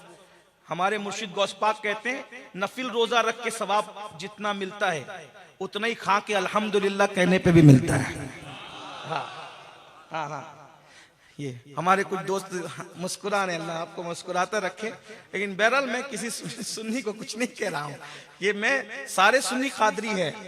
हाँ, तो हमारे यहाँ जंगलों वाला तसव्वुफ नहीं है। जंगलों में बैठकर क्या करना? अरे दुनिया में रहकर दुनिया तर्क करके बता, ये तसव्वुफ है। निकल कर खानकाहों से अदा कर रस्म शब्बीरी। अगर शब्बीर तसव्वुफ पर नहीं है तो दुनिया में कोई तसव्वुफ पे नहीं हो सकता। जिसके नालैन की बरकतों से सूफिया के फयूज और बरकत सूफिया को नसीब हो, उससे बड़ा सूफी कौन होगा। तो बहरहाल याद रखिए, तो तसव्वुफ का मतलब गारों में बैठना नहीं है। तसव्वुफ का मतलब रूखा सूखा सिर्फ खाना नहीं है। रूखा सूखा खाओ तो सब्र करो वो सवाब, और खा के शुक्र करो तर लुकमा तो भी वो सवाब। अल्लाह अकबर। तो मुर्शिद हुजूर गौसे पाक रज़ी अल्लाह ताला की बात चल रही है। आप कीमती कपड़े पहनो, मगर कपड़े पहन के ये मत सोचो कि मैं कैसा दिख रहा हूं, नहीं, बल्कि कपड़े पहन के ये सोचो मैं तो पहनने के काबिल नहीं था, तूने पहनाया, अगर तू ना पहनाता तो मैं क्या पहनता। ये चीज है। आप 5 लाख की बाइक नहीं 50 लाख की बाइक पे बैठो, अगर अल्लाह ने दिया है तो, लेकिन उस पर अकड़ना नहीं, बल्कि सोचना अल्लाह ये मेरी औकात थी, ये तो तूने दिया ना, तू ना देता तो मैं क्या करता। यानी कपड़े आपको घमंडी ना बनाए, बल्कि आजिज़ी पैदा करे। तू ना पहनाता तो कौन पहनता। अरे मेरा कफन तो मार्केट में पड़ा हुआ है मौला, अगर तू कीमती ना पहनाता तो कफन लिपटा दिया जाता मुझे। ये तेरी शान है कि तूने पहनाया। और ये बात भी कह दूं, आप अगर सिर्फ गौस पाक को माज़अल्लाह नहीं मानते तो सुन लीजिए, रसूलुल्लाह सल्लल्लाहु अलैहि वसल्लम ने भी यमन के जुब्बे मंगाकर पहने। हाँ, यानी ये मत समझ, ये तो तबलीगी जमात वालों ने जबरदस्ती आपको बेवकूफ बनाया कि इस्लाम तो गरीबों का मजहब है। मैंने कहा रसूल आजम से लेके गौस आजम तक हमारे यहाँ कोई गरीब ही नहीं। गरीब आप क्या हो सकते, इसीलिए आपने 1857 के बाद दीन कहीं और से लिया। मैं छेड़छाड़ करने नहीं आया, लेकिन कान खोल के सुन लेना, रसूल आजम से लेके गौस आजम तक हमारे यहाँ कोई गरीब नहीं है। मैं मुंबई अभी गया तो कुछ मालदार लोग मेरे साथ बैठे हुए थे, कहा कि हमें ताना दिया जाता है। मैंने कहा गलत है ताना देने वाले, जो ज़कात नहीं देता उसको ताना देना चाहिए, वरना मालदार ज़कात नहीं देगा तो ज़कात देगा कौन, कौन ज़कात देगा। मैं ये बात कहने, रसूलुल्लाह से बड़ा मालदार हुजूर के जमाने में कोई नहीं था। ये मैं जमाने की कैद सिर्फ जाहिर वालों को लगा रहा हूं, वरना अगर हमारी अकीदत से पूछो सुन्नियों की तो हम कहते हैं कि हर जमाने में अगर सबसे बड़ा कोई मालदार है तो वो आमिना का लाल है, उससे बड़ा कोई मालदार नहीं है। जाहिरी दौर में भी हुजूर कितने मालदार थे सुन लीजिए। ये यहाँ मालदार भी बैठे, गरीब भी बैठे, यहाँ भी मिंबर पे भी है, गरीब भी मालदार भी सब है। ज्यादा से ज्यादा कितनी कुर्बानी करते हो। रियाकारी के लिए नहीं, सिर्फ पूछने के लिए है। हाँ, भाईजान कह रहे हैं कि 2, 5, 10 से ज्यादा तो सुनने में भी नहीं आता। रसूलुल्लाह सल्लल्लाहु अलैहि वसल्लम ने जो हज फरमाया ना, हज, उस दिन हुजूर अलैहिस्सलाम ने 63 ऊंट ज़बा किए। अपनी जेब खास से हुजूर ने 63 ऊंट ज़बा किए। एक ऊंट की कीमत गुजरात वालों कितनी लगाते हो। अच्छा ऊंट जो अरबी ऊंट है ना, वो 50,000 से कम का नहीं मिलेगा। अगर 63 ऊंट की कीमत लगाएं आज के हिसाब से तो और महंगे होंगे, लेकिन अगर उसकी कीमत, पहली बात तो जो हुजूर के हाथ से ज़बा हो जाए ना, हाँ, उसकी कोई कीमत ही नहीं है। अभी मैं आगे बता दूंगा अगर टाइम रहेगा तो, लेकिन चलो जाहिर तौर पे 50,000 पकड़ लें तो कितने हो रहे हैं बापू, ये सब ताजिर लोग बैठे। 63 ऊंटों की 50,000 के हिसाब से कितनी कीमत हो रही है, हैं? हाँ जी, हाँ, आप लोग लगा रहे हैं कि मैं रियाजी में कमजोर, मैं ताजिर नहीं हूं इस वक्त। ये भाईजान फरमा रहे हैं, भाईजान के कदमों में जो बुजुर्ग बैठे हुए हैं 2.5 करोड़ बता रहे हैं, ये बता रहे हैं। बाकी अब आप देख लीजिए बहरहाल जाती कितना भैया है। हाँ देखिए ये सही है, ये सही। इससे पहले भी मैंने लगवाई थी कीमत 31,50,000 कीमत जा रही है। कितनी? 63 ऊंट की। तो जो 63 ऊंट ज़बा करता हो बकरीद के मौके पे खुद की जेब खास से, वो कितना मालदार होगा। जो 27 ऊंट देकर एक जुब्बा खरीदता होगा जेब खास से, वो कितना मालदार होगा। जिसके जुब्बे यमन से आते होंगे वो कितना लेकिन उन्होंने पेवन भी लगाया, क्यों? क्योंकि वो मालदारों के भी नबी थे, गरीबों के भी नबी थे। पेवन इसलिए लगाया कि गरीब फक्र से कहे कि मेरे नबी की सुन्नत है, और 27 ऊंट देकर महंगा जुब्बा इसलिए पहन लिया कि अमीर भी फक्र से कहे मेरे नबी की सुन्नत है। हाँ, एक साहब ने कहा कि एक मुल्क का प्राइम मिनिस्टर है, वो रोज नए कपड़े पहनता है। मैंने कहा मुझे क्या मुतासिर करेगा, वो बैतुल माल के चंदे पे पहन रहा है तो मुझे क्या मुतासिर करेगा। मेरे नबी ने तो खुद से कमा करके पहना है ना, मेरे गौस ने तो खुद से कमा करके पहना है ना। बहरहाल तो आप इंजॉय कीजिए, बहुत ही अच्छे कपड़े पहनिए, अच्छा मोबाइल। बल्कि मैं तो एक बात आपको नसीहत के तौर पे कहता हूँ, दुनिया में जियो, अगर अल्लाह ने नवाजा, मालदार बनो। पहली बात तो मेहनत करो, मालदार बनो, और मालदार बन के इतना कमाओ कि दूसरे लोग जितना कीमती पहन के निकलते ना, उससे कीमती पहन के तुम निकलो, ताकि लोग इस्लाम और मुस्लिमीन को हकीर न समझे। जितनी खुशबू वो लगा के निकलते हैं, उससे ज्यादा कीमती खुशबू तुम्हारे पास होनी चाहिए, ताकि लोग इस्लाम और मुस्लिमीन को हकीर न समझे। जैसी सवारियां दूसरी कौमों के पास है, उससे कीमती सवारियां तुम्हारे पास होनी चाहिए, ताकि लोग तुम्हें हकीर न समझे। आजकल अगर लोग चमक दमक देखते हैं तो चमक दमक से इस्लाम जो है वो फैलाइए। सैयदना फारूक आजम ने यही तो कहा था कि लोगों के गिरजे ऊंचे ऊंचे होंगे और मुसलमानों की मस्जिदें नीची नीची होगी, तो हम इतनी ऊंची बनाएंगे कि गिरजों का रौनक जो है मस्जिदों के आगे हकीर लगने लगेगी। और देख लीजिए, फिर मस्जिदों की रौनक के आगे मान पड़ गई है लोगों की इमारतें। अल्हम्दुलिल्लाह। मैं तो ये कहता हूँ, लोगों को सिर्फ हरम दिखा दो ना मेरे नबी का, तो आंखें खुली के खुली रह जाती है कि जब जायरी हरम की रौनक का ये आलम है, तो अंदर जन्नत की रौनकों का आलम क्या होगा। इसलिए आप जायरी तौर पे लेकिन घमंड मत कीजिए, तकब्बुर में। अच्छे कपड़े पहनकर, अच्छे लिबास पर, खूबसूरती पे घमंड करोगे, अल्लाह देना जानता है तो छीनना भी जानता है। नसब पे घमंड मत करो, नसब पे घमंड मत करो। ऐसा ना हो कि अल्लाह तुम्हें जलील कर दे, अल्लाह तुम्हें रुसवा कर दे। मीर तकी मीर ने जब बात कही ना, तो फिर पैर फिसला मीर का भी पैर फिसला, तो मीर को कहना पड़ा, इस आशिकी में इज्जत सादात भी गई, फिरते हैं मीर दर दर, कोई पूछता नहीं।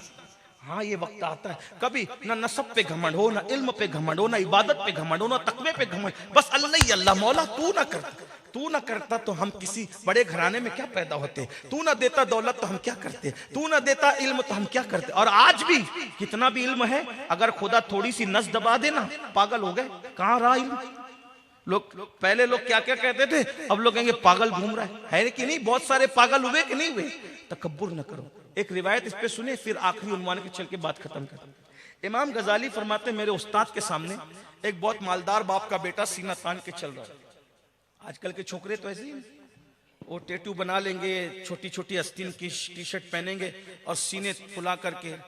ना करो, नजर लगेगी। इस उम्मत में सबसे ज्यादा मौत नजर बद से होती है। कपड़े पूरे पहनो, हत्तल इम्कान खाने को नजर से बनना। जादू जितना खतरनाक नहीं, उससे खतरनाक नजर है। जादू सिर्फ हासिल करता है, नजर तो बाप की भी लग सकती है। नजर, इसीलिए किसी खूबसूरत को देखो तो कहते तो माशाअल्लाह, इमारत देखो तो माशाअल्लाह, अच्छे लोग, जो भी चीज देखो तो माशाअल्लाह, सुभान अल्लाह कहो तो उसको नजर नहीं लगेगी। बेशुमार मुकर्रिर लोग बेचारे तकरीर करते करते मर गए। हजारों आंखें जिसको देख रही हो तो उसका अंजाम क्या होना है। ये तो गौस पाक का करम है, ढाल बची हुई है, वरना कितने लोग चले गए दुनिया से। तो जादू से खतरनाक नजर रहती है। और किसकी नजर कैसी, किसकी नजर अगर नजर बद पत्थर को लगे पत्थर टूट जाए, जानवर को लगे हांडी में आ जाए, इंसान को लगे कब्र में चला जाए। नजर से बचने का एक तरीका बताता हूँ, बहुत खूब। 3 बार घर से निकलो तो लीलाफ कुरैश पढ़ के नजर बद से हिफाजत रहेगी। बावजूद रहो, नजर बद से हिफाजत रहेगी। सुन्नत पर अमल की नियत से सुरमा लगाओ, नजर बद से हिफाजत रहेगी। खुशबू भी लगाओ तो नजर बद से हिफाजत, बहुत है उसका तरीका नजर बद से हिफाजत का। बहरहाल अल्लाह ताला सबकी हिफाजत करे। तो ये टेटू वेटू जो बना करके चलते, इधर बना रहे हो इधर बना रहे हो, ये सब नजर लगेगी। ऐसा ना करो। मौला अली के बाजू कितने भरे हुए थे, इतने मजबूत थे। अली के बाजुओं की तरह है किसी के बाजू? मेरे मौला के बाजू इतने भरे हुए थे कि आपने 40 मन का दरवाजा। 40 मन किसको कहते हैं? 40 मन का दरवाजा इस हाथ से, जिसको लोग उल्टा हाथ कहते, उखाड़ के फेंका। और बाज लोग तो कहते उखाड़ के नहीं फेंका, बल्कि उसको पीठ पे रख के उसको ब्रिज बना दिया। तो पूरा लश्कर मौला अली की पुश्त से गुजर के ऊपर को चढ़ा है। और जब फेंका है तो 70 लोग मिलकर उसको उठा ना सके, इतने ताकतवर थे। और ताकत में मगर घमंड नहीं था। इतना बाजू दिखाते थे मैदान में। अली जिस मैदान में गए, किसी मैदान में मौला अली हारे नहीं। लेकिन जब घर में आते थे तो सूखी रोटी चबाते थे, और उससे पसीना आता था। सूखी रोटी, लोग कहते थे खैबर फतेह करने वाले को पसीना नहीं आता, सूखी रोटी चबाने पे पसीना आता है। कहा अजीजी इसी को कहते मेरे अजीज हैं। हाँ, ताकि अल्लाह को न भूले ना आदमी। तो आजकल के छोकरे तो वैसे ही इमाम गजाली कहते हैं, मेरे उस्ताद का ने देखा कि एक लड़का है, वो बड़ा घमंड से चल रहा है। अल्लाह मोटे बाजू दे, खूबसूरत चेहरा दे, सेहत अच्छी दे, घमंड मत करो, नमाज पढ़ो। जिम करते हो ना 1 घंटा, 50 मिनट नमाज के लिए भी निकाल लिया करो। 10 मिनट एक टाइम के लिए लगते हैं, 5 मिनट 5 वक्त की पढ़ोगे तो 50 मिनट लगेंगे। जिम करोगे तो जिस्म बनेगा, और नमाज पढ़ोगे तो कब्र में जिस्म आपका बचेगा। तो जितना जिस्म बनाने की फिक्र है ना, उतना जिस्म को बचाने की फिक्र भी करो, वरना इसको कब्र के कीड़े खाएंगे। कितने क्रीम मलते हो चेहरे पे, अगर जायज उसमें चीजें मिली है तो मैं उसको मना नहीं करता। अच्छा है, खूबसूरत लगो, अल्लाह जमील युहिब्बुल जमाल, अल्लाह हुस्न वाला हुस्न को पसंद कर। अगर इस नीयत से आप अपनी ब्यूटी की हिफाजत करते कि अल्लाह की अमानत है, तो जैसा लाया था वैसे ही लेकर के जाऊं, गंजा ना जाऊं। सर में तेल लगाते ये सोच के इबादत है। जैसी चमड़ी लाया था अच्छी वैसी जाऊं, फोड़े फुंसी वाली ना ले जाऊं। उसकी अमानत सही सही जैसे दिया था वैसे लेके जाऊं। अगर इसकी वजह से आप ब्यूटी की हिफाजत करते हो तो इस नियत से ब्यूटी की हिफाजत भी इबादत है। और औरतों के लिए तो ब्यूटी के लिए फरमाया गया, जो बीवी अपने शौहर को खुश करने के लिए मेकअप करे जायज चीजों से, अल्लाह उसे नफिल नमाजों से ज्यादा सवाब अता करता है। लेकिन औरतें शौहर के लिए मेकअप कब करती हैं मेरी बहनें? ये तो मामला ही उल्टा है। वो बाजार में जाने के लिए मेकअप करेगी, अगर है तो नाराज नहीं होना, आप हंसना नहीं, सही कह रहा हूं। बाजार जाने के लिए मेकअप करेगी, वलीमे में जाने के लिए मेकअप करेगी, जबकि उसको मेकअप करना है शौहर के लिए। अब पहली बात तो उसने बाजार जाना नहीं है, एहतियात करना है। सैयदा फातिमा ज़हरा कभी मस्जिद नहीं गई है, कभी मस्जिद नहीं गई। औरतें हालांकि उस दौर में मस्जिद आती थी, सैयदा हुजरे में रहती, सब दिन सीखने मस्जिद आते थे, हुजूर उनको दिन सिखाने उनके हुजरे में तशरीफ लाते। हाँ, और उनके दुपट्टे को कभी चांद और सूरज ने नहीं देखा। आजकल की बेटियों का हाल देखिए, वलीमे में बेपर्दा, मैयत में बेपर्दा, शादियों में बेपर्दा, बाजार में बेपर्दे का कोई हाल ही नहीं है। और कोई पर्दे बेपर्दगी से रोकने वाला भी नहीं रहा। मर्द तो सोचता है मेरी बीवी कितनी खूबसूरत है, नुमाइश हो रही हो, मेरी बहन कितनी खूबसूरत है। अल्लाह के रसूल फरमाते दय्यूस है वो, दय्यूस, उसका ना फर्ज कबूल है ना नफल कबूल है, उसकी दुआएं कबूल नहीं। कितनी भी नमाज पढ़ ले, उस पर जन्नत की खुशबू भी हराम है जिसके घर की औरत बेपर्दा घूमती है। लोग कहते हैं ये मौलवी लोग तो शक्की होते, पर्दे की बात करते हैं। हम तो अपनी बीवी पे बड़ा भरोसा करते हैं, हम उससे तो कोई भी आके मिल ले कोई फर्क नहीं पड़ता। मेरे भाई कोई फर्क नहीं पड़ता। मासूम कह रहा है यूसुफ अलैहिस्सलाम, मैं अपने नफ्स पे एतबार नहीं करता। आप क्या समझते हो?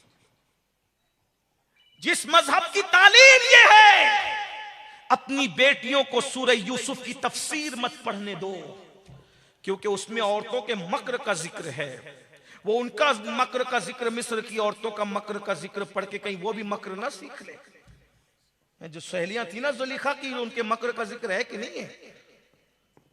तो जिस मजहब ने सूरह यूसुफ की तफसीर एहतियातन पढ़ने से मना कर दिया कि उसमें औरतों के मक्र का जिक्र आ गया, सूरत पढ़े, मुफस्सिरीन की तफसीर पढ़ने से कवारी बच्ची एहतियात करें। हम तो सूरह यूसुफ की तफसीर पढ़ने से बुजुर्गों ने एहतियातन मना किया था। हमारी बेटियां तो भागने भगाने के सीरियल देख रही।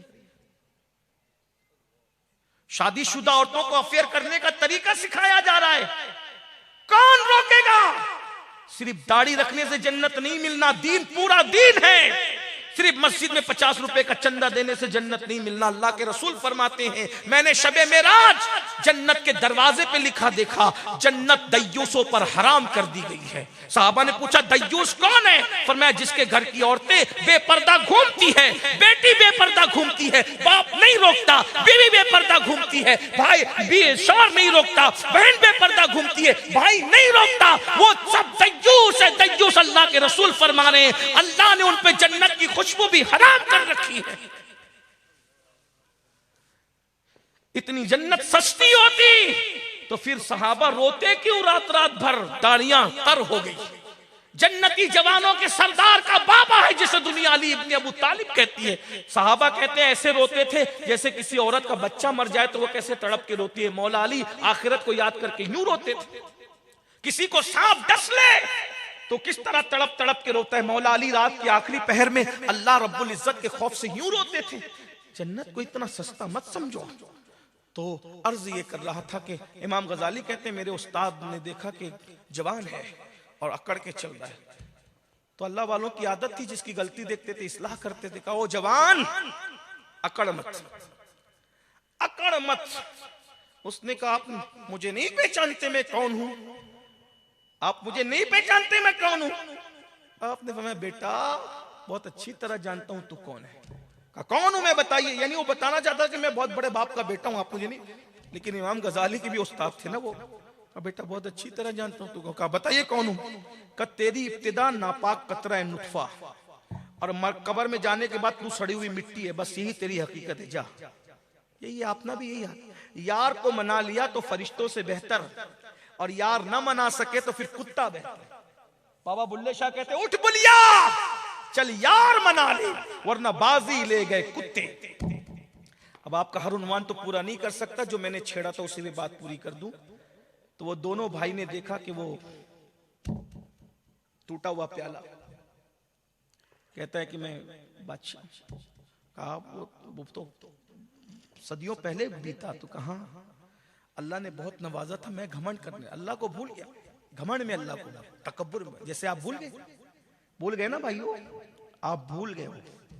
जुमा की 2 रकअत पढ़ने आते हो सिर्फ इसलिए आते हो, बहुत माफी के साथ किसी की नियत में झांक के नहीं देखता हूं, लेकिन अक्सरियत कहा लिया है, अगर नहीं जाएंगे ना जुमा में तो 3 जुमा नहीं पढ़ेंगे तो मुसलमान ही रहेंगे।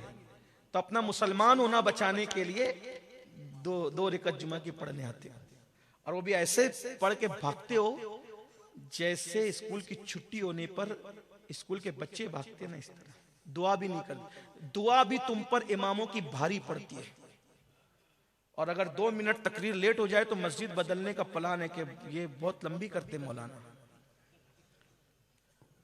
सीरियल देखने के लिए घंटों बैठेंगे, अल्लाह के घर में नहीं बैठ। जो अल्लाह के घर में नहीं बैठ सकता, सुन लीजिए, ये अल्लाह ने जन्नतें दी है, जन्नती है, जमीन पे जन्नतें हैं, तो जो जमीन की जन्नत में नहीं बैठ सकता वो वहां की सिदरतुल मुंतहा के ऊपर जो जन्नत है, फिर वो वहां कैसे बैठ पाएगा? ये इम्तिहान है। कुछ वक्त निकाल लो अल्लाह के लिए। दीन कहां है जिंदगी में? शादियां होगी तो डीजे होगा, नाच होगा, गाना होगा, बेपर्दगियां होगी। कहां है अल्लाह को? कहां याद रखा? भूल गए अल्लाह। तकब्बुर है, घमंड है। पटाखे फोड़े जाएंगे, आतिशबाजी की जाएगी, औरतें नाचेगी। मैं तो लोगों को कहता हूं जिसके घर की औरतें नाचती है रत जगहों में, उन्हें शर्म नहीं आती? डिस्कवरी का दौर है, चेक करो, नाचता तो हर जानवर भी नहीं है भाई। नाचता तो रीछ नाचता है, बंदर नाचता है, हर जानवर नहीं नाचता। जानवरों को यह एहसास है कि नाचने के लिए भी कुछ अलग क्वालिटीज हैं। हम नाचने वाले लोग हैं। शेर को कभी नाचते देखा? सर्कस में भी शेर को नचाया न जा सका। यानी वो जंगल का बादशाह वीआईपी है ना, वो जंगल में, उसको नहीं नचाया जा सका। उसको पाला तो गया मगर नचाया नहीं गया। यानी शेर को एहसास है कि मैं नाचने वाला नहीं हूं, क्योंकि मेरा एक मनसब है। तो मोहम्मदुर रसूलुल्लाह की उम्मत हो के नाचते हो, और तुम्हारी बेटियां नाचती, तुम्हें शर्म नहीं आती? कोई वीआईपी तुम्हारे बराबर नहीं है, क्योंकि तुम मोहम्मदुर रसूलुल्लाह के उम्मती हो। उम्मती होना इतना बड़ा एजाज है। रिवायतों में आया कि 70 नबियों ने दुआ की थी, हमें मोहम्मदुर रसूलुल्लाह का उम्मती बना दे। तुमने तो कौन सी दुआ की, हमने कौन सी दुआ की कोई दुआ बिन मांगे ये शरफ अल्लाह ने दिया। इसका एहसास तो करो।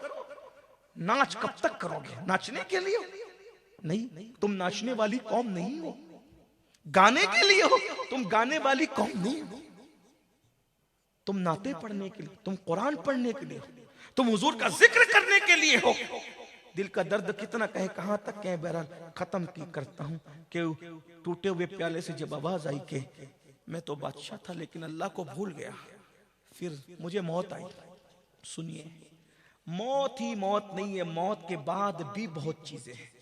कहा मुझे मौत आई, और जब मैं मर गया तो फिर ना बादशाहत रही ना मैं बादशाह रहा, मुझे दफन कर दिया गया। और जब मैं दफन कर दिया गया तो मेरे वजूद को मिट्टी खा गई, और जब मिट्टी खा गई तो मैं मिट्टी में मिल गया। और जब मैं मिट्टी में मिला तो फिर सदियों में ऐसा हुआ कि नीचे की मिट्टी ऊपर आई, ऊपर की मिट्टी नीचे गई, तो मेरा ही वजूद था। देखो, आदमी मिट्टी में मिल जाए फिर भी उसकी रूह को एहसास होता है। जो तकलीफ जिंदों को पहुंचती है जिस जिन चीजों से, वही तकलीफ मुर्दों को भी पहुंचती है। तो वो क्या कहने लगा पता है? आवाज जो आई, तो जो मेरी मिट्टी मिट्टी में मिल गई, लेकिन एहसास तो था ना कि मैं हूं, क्योंकि रूह जिंदा है। लोग मुझ पे पेशाब करते रहे, पाखाना करते रहे, मेरे मुंह पर, मेरे वजूद पर। हो सकता है ये आप पर भी गुजरे। आखिरत की तैयारी कर लो। भूल गए ना अल्लाह को? जो अल्लाह को याद रखते उनकी कब्रों पे पेशाब नहीं किए जाते। 900 साल हो गए मेरे मुर्शिद को, लोग जाते हैं तो गर्दने अदब से झुक जाती है गौस पाक की चौखट पे। 800 साल हो गए मेरे मुर्शिद गरीब नवाज को, मुस्लिम तो मुस्लिम है, गैर मुस्लिम भी जाता है तो अदब से जाता है। अल्लाह को मना लो, अल्लाह को राजी कर लो। ये माल में दिल लगा रहे हो, माल कमाओ, माल से दिल न लगाओ। दुनिया कमाओ, दुनिया से दिल न लगाओ। अल्लाह को मत भूलो, खुदा को याद रखो। अंधेरा घर, अकेली जान, दम घुटता, दिल उकताता, खुदा को याद कर प्यारे, वो साथ आने वाली है। कब तक अल्लाह से दूर रहोगे? वो कहता है मेरे वजूद पे लोग पेशाब और पाखाना करते रहे। मैं तो डरता हूं कि अगर अल्लाह न करे हमारे साथ भी ये हाल हुआ तो क्या होगा, क्या होगा। और एक बात कहूं, अगर चीटिंगबाजी करके बहुत कीमती इमारतों में भी अपनी कब्रें बना लो ना, अगर अल्लाह राजी नहीं है तो ऐसा ना हो कि ऊपर फूल चढ़ रहे हो और नीचे डंडे पड़ रहे हो। अल्लाह अल्लाह है। ताजमहल में जो 2 कब्रें में, उनके बारे में कोई कमेंट तो नहीं करता, लेकिन इतना जरूर है कि लोग जाते जरूर है, ताजमहल देख के वापस आते, फातिहा कौन पढ़ता है? इबरत नहीं। मुमताज की कब्र पर, हालांकि मैं उस खातून को कोई तौहीन की नजर से नहीं कह रहा हूं, शाहजहां की कब्र, वो तहज्जुद गुजार आदमी था, लेकिन बादशाह था। कौन फातिहा पढ़ता है? कोई पढ़ता है फातिहा? कभी देखा किसी को फातिहा पढ़ते? पूरा ताजमहल घंटों घूमते हैं लोग, कोई फातिहा नहीं पढ़ा। मैंने तो नहीं देखा किसी को पढ़ते। मैं भी 2 मरतबा गया, मेरी अपनी तबीयत में है, सैर व तफरी मेरी तबीयत में है। इसलिए कि हम लोग बोला ना कि कादरी तसव्वुफ, जब नबी सैर को जाते हैं तो उम्मती सैर को ना जाए। बस इतने कि हराम काम ना करे।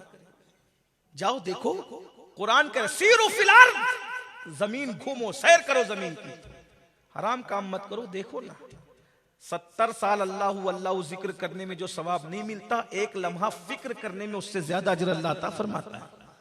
सूफिया का फरमान देखो, तहकीक करो, किताबें पढ़ो। मुझे कोई बुजुर्ग ऐसा नहीं मिला जिसने सैर न की। हर सूफी ने सैर की। घूमते ही थे सूफी लोग, सैर ही करते थे। और वो कहते हैं जिस दिन सूफी एक गांव में रुक जाए, तो सूफी का किसी एक गांव में रुक जाना जैसे दरिया का पानी रुक जाता है तो वो गंदा और बदबूदार हो जाता है, वैसे सूफी किसी एक जगह रुक जाता है तो फिर उसकी रूहानियत के अंदर रुकावट आती। इसलिए वो रहते किसी भी शहर में थे, मगर घूमते रहते, सैर करते रहते। बहरहाल तुम भी करो सैर, जाओ ना, दरियाओं को देखो, पहाड़ों को देखो, लेकिन वहां जाकर के नाचो मत।